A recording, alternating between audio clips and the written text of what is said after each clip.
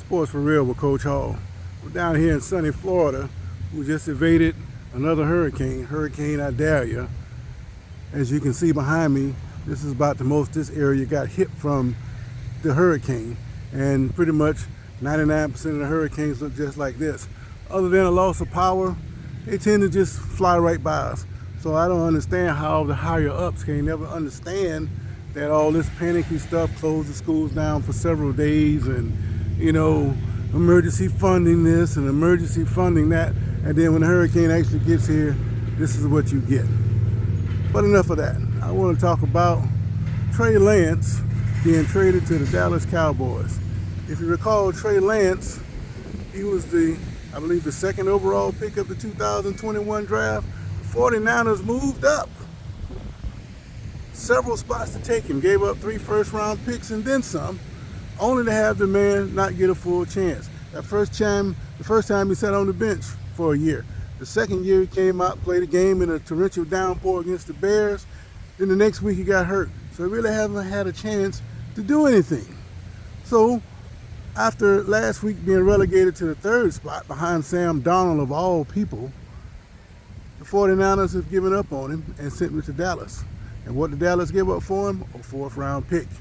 So what's likely going to happen here? Trey Lance is either going to learn behind Dak Prescott and get good, or it's going to be the end of the line for him.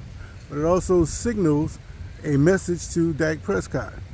This guy here that they just picked up, it could possibly replace you. Never mind that they had to cut Grier to make room for him. So there's no pressure there from against Prescott. But behind him is Lance. Lance, if he's got any competitorship to him at all, he's going to learn from that, and he's going to grow from that, and he's going to press Dak Prescott. Prescott, it's already been said a little bit. I spoke on it last year. He doesn't seem to be the guy that can get them over the hump. They got all the pieces in place. They got a good defense. They have the pieces to compete for an NFC championship. But is Prescott the guy to get them there? A lot of Cowboys have started to question that fact. But it's up to him to prove, to see what he's going to do. Now back to the 49ers.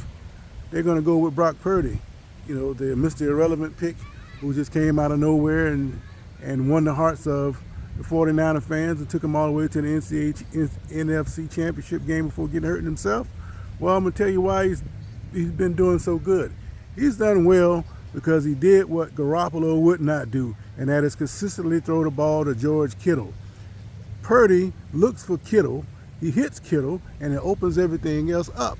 If Garoppolo had done that, then they would have won a lot more games. Now the thing with Garoppolo, he did get him to the Super Bowl when he lost against the Chiefs. He had that one drive to take him all the way to the championship, and he couldn't do it.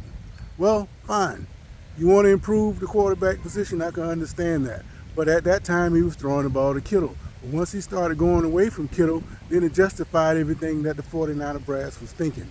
So Purdy, I think, is the guy to lead the 49ers right now. But I think that Trey Lance, he never really got a full shot. But that's fine. There's a lot of quarterbacks in NFL history who were drafted high, never got a chance to really perform like they should have when the team that drafted them went on to start somewhere else. The kid's only 23 years old, so I think the future is still bright for him. Kind of like Geno Smith. Geno Smith flamed out when he first came in the league. He sat, he learned, he listened, and when he got his chance, he became the starter for the Seattle Seahawks, and he earned it. I think something like that's going to happen with Trey Lance.